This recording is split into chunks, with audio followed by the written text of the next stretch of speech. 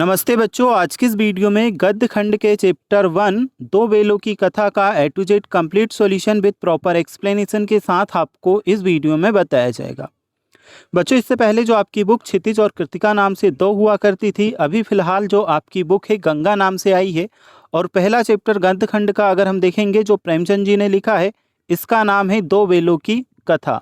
तो इस चैप्टर का A to Z complete solution, इसमें दिए गए एक एक प्रश्न का उत्तर विथ प्रॉपर एक्सप्लेनेशन के साथ में आपको इस वीडियो में बताऊंगा। तो बच्चों, ये जो आपका लेसन है, इसे अगर आप समझना चाहते हैं तो मैंने इसके लिए अलग वीडियो बना रखी है। इस वीडियो में हम इस चैप्टर के सारे जो आपको प्रश्न दिए गए हैं एक्सरसाइज के, उन सभी प्रश्नों के उत्तर देखेंगे। तो देखो, हम पहले प्रश्नों की तरफ चलते हैं। नीचे साइड यहाँ पर आपका अभ्यास कार्य दिया है और यहाँ पर आपको बहुत सारे प्रश्न इस चैप्टर में देखने को मिलेंगे। सबसे पहले अगर हम देखें तो कुछ ऑब्जेक्टिव टाइप के क्वेश्चंस हैं। इसके नीचे अगर हम चलेंगे तो कुछ और प्रश्न हमसे लॉन्ग टाइप के पूछे हैं। ऐसे ही करके बच्चों, इस चैप्टर में जो भी प्रश्न आपको दिए गए हैं, चलिए सारे प्रश्नों का उत्तर मैं आपको बताता हूँ। तो ये देखिए, दो बेलों की कथा के प्रश्न उत्तर यहाँ से आपको देखने को मिलेंगे। ये जो चैप्टर है मुंशी प्रेमचंद जी ने लिखा है, दो बेलों की कथा, और सारे जो आपके प्रश्न दिए हैं उन प्रश्नों के उत्तर आपको यहाँ से देखने को मिलेंगे।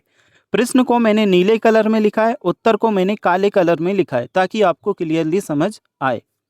पहले नंबर में हमें बहुविकल्पीय टाइप के प्रश्न दिए हैं। प्रश्न क्रमांक 1 में हमसे कहा था, कहानी में हीरा और मोती का आपसी संबंध किस गुण को मुख्य रूप से दर्शाता है?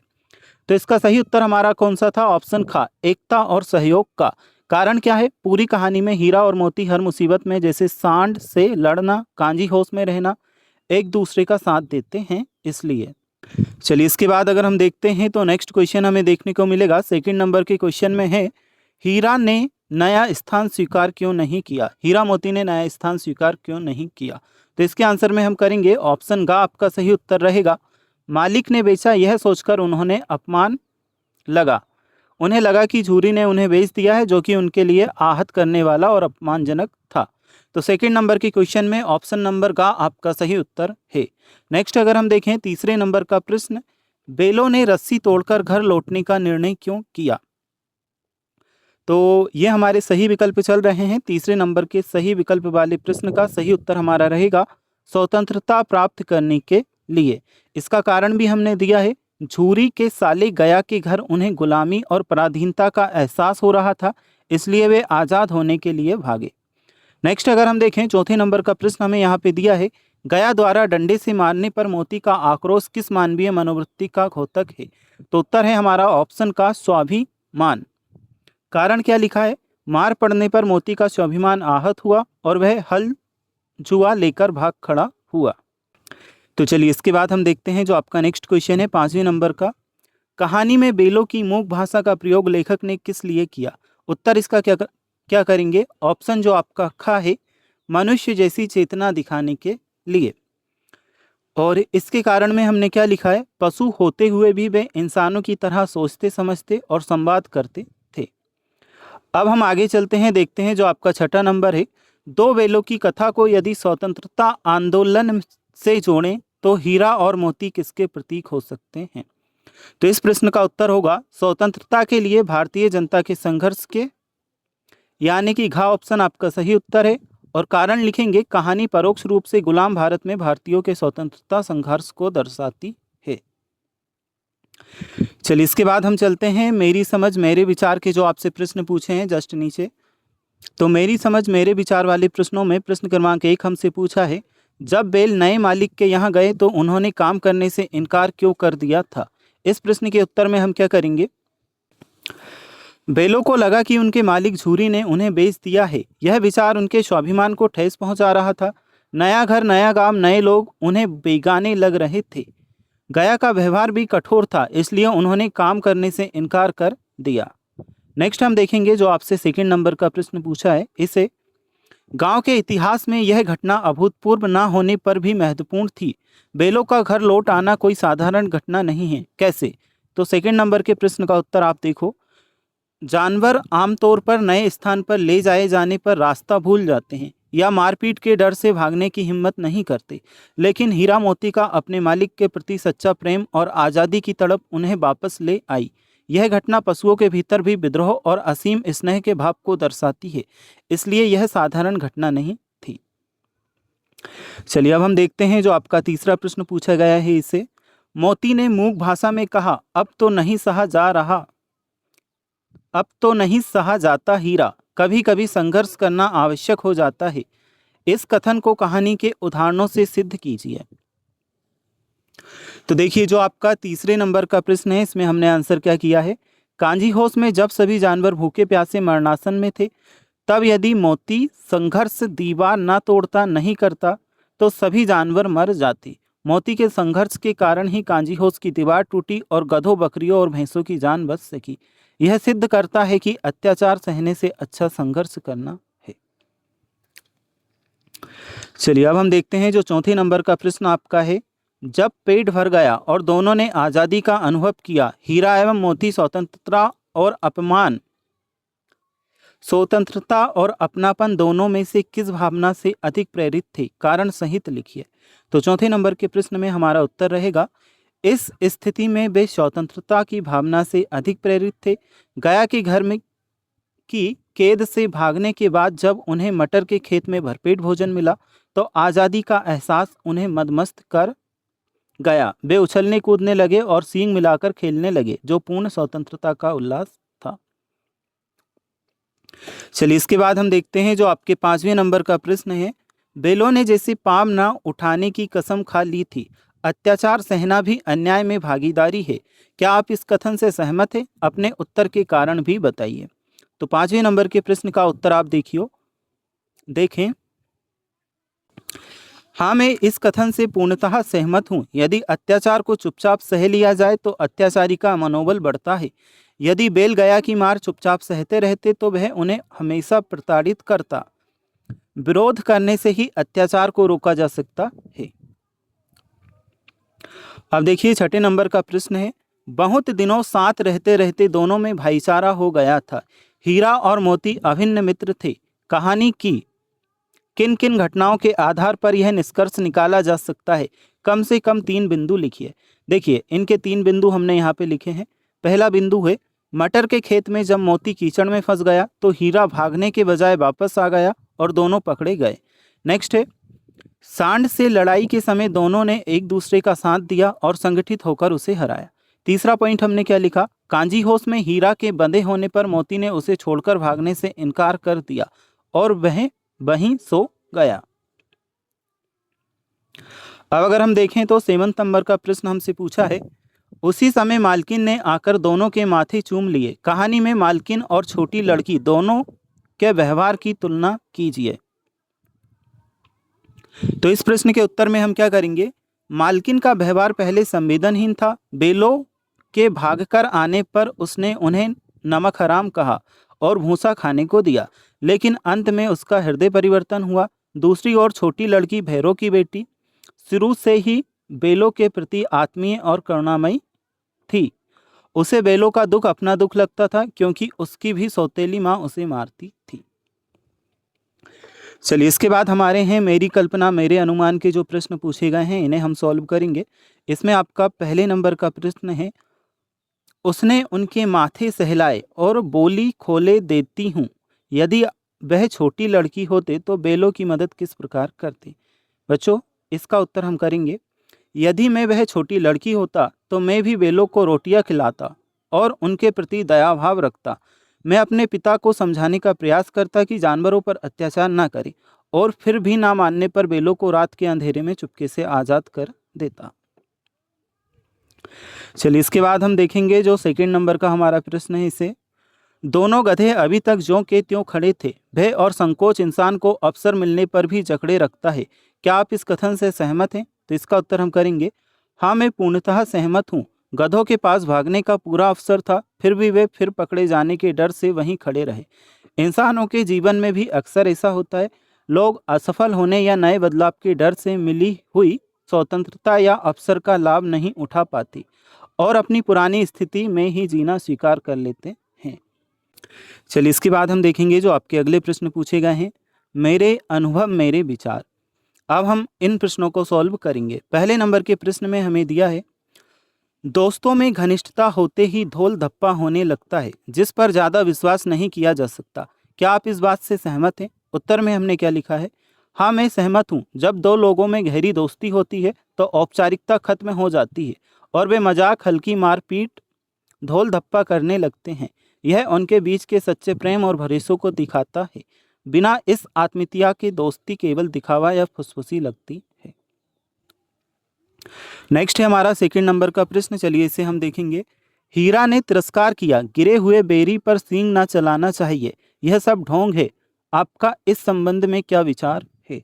तो हम देखेंगे, मेरा विचार हीरा के साथ है। भारतीय संस्कृति और नैतिकता में निहत्थे असहाय या गिरे हुए शत्रु पर वार करना कायरता और अधर्म माना गया है। मोती का विचार व्यवहारिक लग सकता है, लेकिन हीरा का विचार नैतिक रूप से उच्च कोटि का है। अब है हमारे पास में तीसरे नंबर का प्रश्न, इसे हम देखते हैं। हम और तुम इतने दिनों एक साथ रहे, आज तुम विपत्ति में पड़ गए तो मैं तुम्हें छोड़कर अलग हो जाऊं। क्या कभी आपने किसी विपत्ति का सामना अपने मित्र या परिजन के साथ किया है? तो इसके उत्तर में हम क्या लिखेंगे? देखो बच्चों, यह छात्र का स्वयं का अनुभव है। अब यहाँ पे मैं उदाहरण के तौर पर एक प्रश्न का उत्तर लिख रहा हूँ। हाँ, एक बार मैं और मेरा मित्र जंगल के रास्ते भटक गए थे। शाम हो रही थी और हम डर गए थे। तब हमने एक दूसरे का साथ नहीं छोड़ा, हौसला बनाए रखा और सूरज की दिशा का अनुमान लगाकर एक साथ सुरक्षित बाहर निकल आए। अब हमें दी है कहानी की पड़ताल, तालिका पूर्ण कीजिए कुछ इस तरह से। शीर्षक और लेखक, दो बेलों की कथा, मुंशी प्रेमचंद लिखा। विषय, पशुओं के माध्यम से स्वतंत्रता, मित्रता और स्वाभिमान का संघर्ष। क्रिया कार्य में हमने लिखा, झूरी के घर से बेलों का जाना, गया का अत्याचार, बेलों का भागना, सांड से युद्ध, कांजी होश में कैद, नीलाम होना और अंततः अपने असली मालिक के पास लौटना। परिवेश, देश, काल और मुख्य विचार में हमने क्या लिखा, ग्रामीण परिवेश और पराधीन भारत का समय। मुख्य विचार, स्वतंत्रता आसानी से नहीं मिलती, इसके लिए बार बार संघर्ष करना पड़ता है। नेक्स्ट अगर हम देखें, चरित्र और पात्र में हमने लिखा है, हीरा मोती, झूरी, गया, झूरी की पत्नी, छोटी लड़की, दड़ियल कसाई, सांड। चलिए अब हमारे पास है परिणाम वाला पॉइंट। तो परिणाम में हमने लिखा, अत्यधिक संघर्ष और कष्ट सहने के बाद अंत में सच्चाई और मित्रता की जीत होती है। हीरा मोती वापस अपने घर लौट आते हैं। कहानी का सौंदर्य, तालिका में उदाहरण दो भरें। ये देखो बच्चों, चित्रात्मक भाषा, उदाहरण दो। एक दड़ियल आदमी जिसकी आंखें लाल थी और मुद्रा अत्यंत कठोर आया और दोनों मित्रों के कूल्हों में उंगली गोदकर मुंशी जी से बातें करने लगा। संवाद मक्ता, उदाहरण दो। यह आदमी छुरी चलाएगा, देख लेना, तो क्या चिंता है, मांस, खाल, सींग, हड्डी सब किसी ना किसी काम आ जाएगी। विरोधाभास, उदाहरण दो। मारता तो दोनों सींग नीचे करके हुकारते, मार खाना और फिर सींग नीचे रखना विरोधाभास है। व्यंग्य यहाँ पे हमने लिखा उदाहरण दो का, कुत्ता भी बहुत गरीब जानवर है, लेकिन कभी कभी उसे भी क्रोध आ ही जाता है, किंतु गधे को कभी क्रोध करते नहीं सुना ना देखा। संघर्ष, उदाहरण दो का हमने दिया है, दोनों मित्र जान हथेलियों पर लेकर लपके, सांड को भी संगठित शत्रुओं से लड़ने का तजुर्बा ना था। अतिशयोक्ति, एक ही विजय ने उन्हें संसार की सभ्य जातियों में गण्य बना दिया। जापान की विजय के संदर्भ में यह बात कही गई है। संदेह और उलझन, नए नए गांव मिलने लगे, तब दोनों एक खेत के किनारे खड़े होकर सोचने लगे अब क्या करना चाहिए। चलिए अब कहानी की रचना वाले जो आपसे प्रश्न पूछे हैं इन्हें हम देखेंगे। कहानी के प्रारंभ में पात्र, समय, भाषा आदि के संकेत ढूंढकर लिखिए। तो देखो, चरित्र का संकेत, जानवरों में गधा सबसे ज्यादा बुद्धिहीन समझा जाता है। गधे का एक छोटा भाई और भी है, वह है बैल। फिर है हमारे पास समय का संकेत, भारतवासियों की अफ्रीका में क्या दुर्दशा हो रही है, यह दर्शाता है कि कहानी उस समय की है जब भारत अंग्रेजों का गुलाम था। कहानी का समय, समाज, वाक्यों का मिलान। ठीक है, इनमें वाक्यों का मिलान करना है, किस तरह से करेंगे चलो बताता हूँ। जोर तो मारता ही जाऊंगा, चाहे कितने ही बंधन पड़ते जाएं। इसे आप छठे नंबर के से मैच करना। ये जो आपका है, स्वतंत्रता सेनानी बार बार जेल गए, फांसी पर चढ़े, संघर्ष छोड़ने को तैयार नहीं हुए, इससे मैच करना। दूसरा जो हमारा है, मर जाऊंगा पर उनके काम तो ना आऊंगा, इसे आप पांचवे वाले से मैच करना। स्वतंत्रता के लिए प्राण देना स्वीकार्य था, पर अंग्रेजों की सेवा में लगना अस्वीकार्य था। नेक्स्ट है हमारा थर्ड नंबर का, हमारी जान की कोई जान ही नहीं समझता। इसे आप फोर्थ नंबर के से मैच करना। दास्ता के काल में भारतीयों के प्रण, सम्मान और अधिकारों की कोई महत्ता नहीं थी। नेक्स्ट है हमारा फोर्थ नंबर का, दोनों मित्रों की आंखों में रोम रोम विद्रोह भरा हुआ था। इसे आप सेकंड से मैच करना। भारतीय जनता के मन में ब्रिटिश शासन के प्रति विद्रोह धीरे धीरे गहराता गया। नेक्स्ट है पांचवें नंबर का, इतना तो हो ही गया है कि 9-10 प्राणियों की जान बच गई, वे सब तो आशीर्वाद देंगे। इसे फर्स्ट वाले से आप मैच करना। भगत सिंह और चंद्रशेखर आजाद जैसे क्रांतिकारियों ने बलिदान दिया, जिससे लाखों भारतीयों में आज़ादी की प्रेरणा जगी। जो हमारा छठे नंबर का है, सांड पूरा हाथी है पर दोनों मित्र जान हथेलियों पर लेकर लपके। इसमें आपको तीसरे नंबर का, ब्रिटिश साम्राज्य बहुत शक्तिशाली था फिर भी स्वतंत्रता सेनानियों ने साहसपूर्वक उसका सम्मान किया। इससे मैच करना है।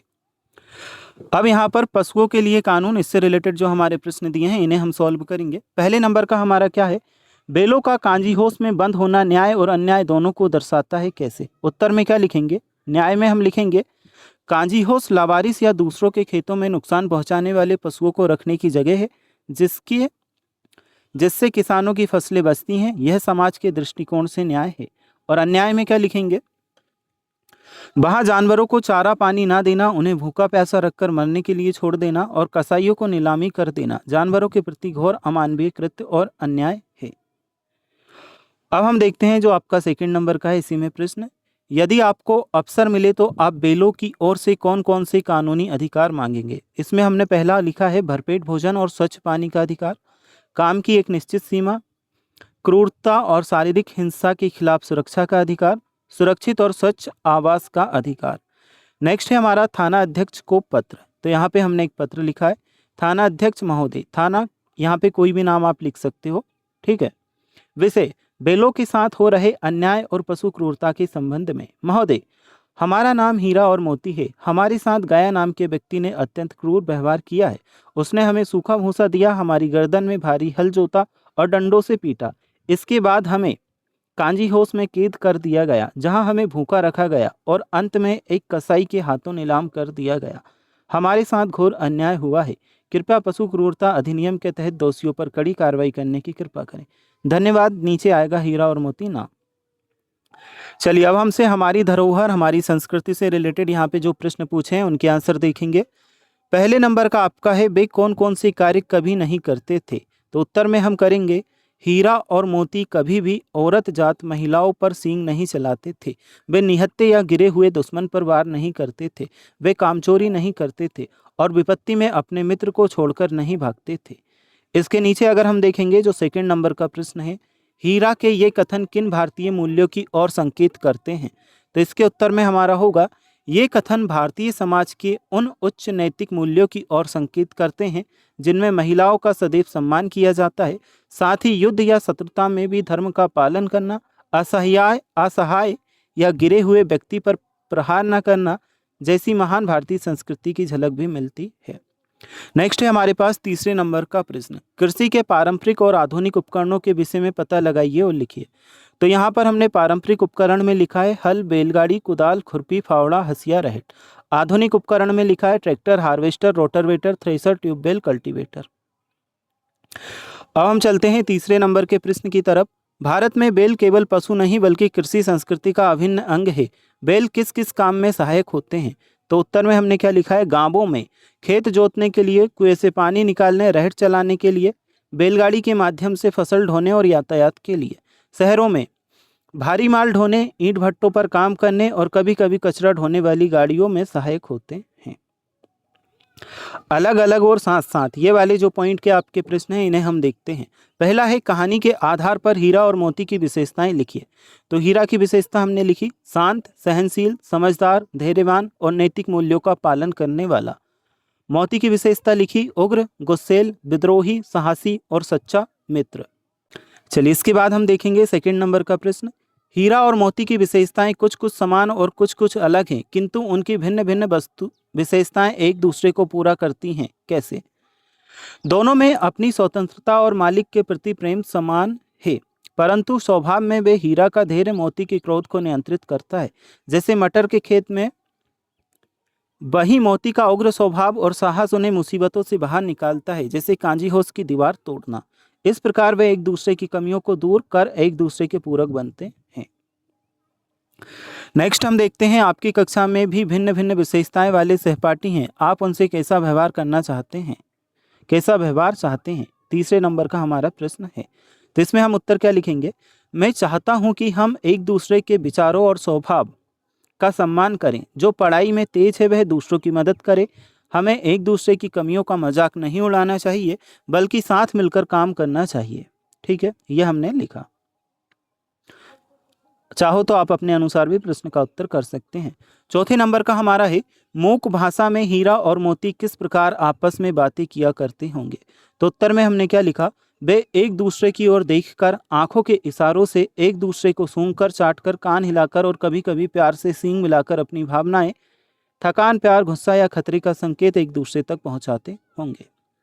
अब है हमारे पास में पांचवें नंबर का प्रश्न, आप भी अनेक अवसरों पर बिना शब्दों का उच्चारण किए संवाद करते हैं, कब कब। उत्तर यहाँ पे हमने लिखा, जब शिक्षक कक्षा में पढ़ा रहे होते हैं तब मित्रों से आंखों के इशारे से, बहुत दूर खड़े किसी भी व्यक्ति को हाथ हिलाकर बुलाते समय, अपनी सहमति या असहमति जताने के लिए केवल सिर हिलाकर। अब मार्ग खोजेंगे कैसे, ये वाले जो आपके प्रश्न हैं इन्हें हम देखेंगे।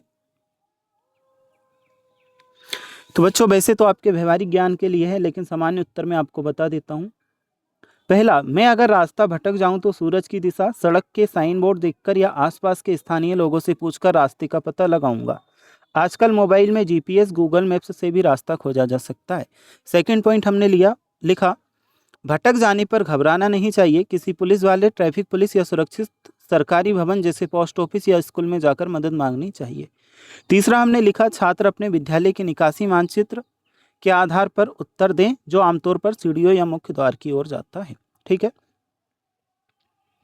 तो ये तो हमने बताया है तीसरा पॉइंट। पहले और दूसरे पॉइंट में हमने आंसर आपको लिखा है, तीसरे में आपको ये लिख के बताया है। अब हमारे पास सृजन लेखन कार्य है। चलिए पहला पॉइंट हम इसका देखेंगे, हीरा मोती की दैनंदिनी डायरी। तो यहाँ पे दिनांक डाली 14 जुलाई।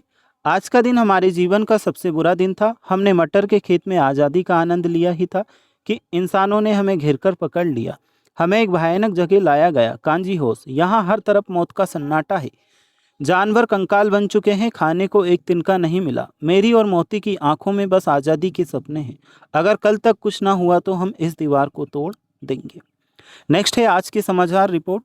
इसमें हमने क्या लिखा है, दो बहादुर बेलों ने तोड़ी कांजी होस की दीवार। स्थान और दिनांक डालेंगे। कल रात यहाँ के स्थानीय कांजी होस में एक अभूतपूर्व घटना घटी। दो अज्ञात बेलों ने अपनी सींगों से कांजी होस की कच्ची दीवार तोड़ दी। इस साहसिक कदम के अंदर बंद लगभग 1 दर्जन गधों, बकरियों, भैंसों की जान बच गई, जो कई दिनों से भूखे थे। बेलों के इस विद्रोह ने स्थानीय प्रशासन की अमानवीयता पर सवाल खड़े कर दिए हैं। चलिए अब थर्ड पॉइंट देखेंगे, कहानी का नया अंत। यदि बेल वापस ना लौटते। हीरा और मोती दड़ियल कसाई के साथ जा रहे थे। रास्ते में वे थक कर गिर पड़े। दड़ियल उन्हें पीटने लगा। तभी वहां से जानवरों की रक्षा करने वाली एक संस्था एनजीओ की गाड़ी गुजरी। उन्होंने दड़ियल को पुलिस के हवाले कर दिया और हीरा मोती को एक सुरक्षित पशु आश्रम ले गए। अब हीरा और मोती एक बूढ़े दयालु किसान के घर शांति से रह रहे हैं और उन्हें कभी डंडे नहीं खाने पड़ते। चलिए इसके बाद हम देखेंगे जो आपका 4th नंबर का है, चित्रकथा लेखन। चित्र पहले में आपको बनाना है, मोती, हीरा इस कांजी होस में तो हमारी जान निकल जाएगी। धैर्य रखो मोती, हमें कोई उपाय सोचना होगा। चित्र 2 में, मोती, मैं इस दीवार पर सींग मारता हूँ, तुम मेरा साथ दो। चित्र 3 में, साबास मोती, दीवार गिर रही है, सभी जानवर भागो। चित्र 4 में, आखिरकार हम आज़ाद हैं। अब यहाँ पर व्याकरण की बात जो दिया है इसके भी हम देखते हैं। मेरे शब्द, 5 नए शब्द और उनके अर्थ। जैसे निरापद, शब्दकोश में अर्थ होगा आपत्ति या खतरे से रहित, सुरक्षित। ठीक है। कुलेल, अनुमान या खेलकूद।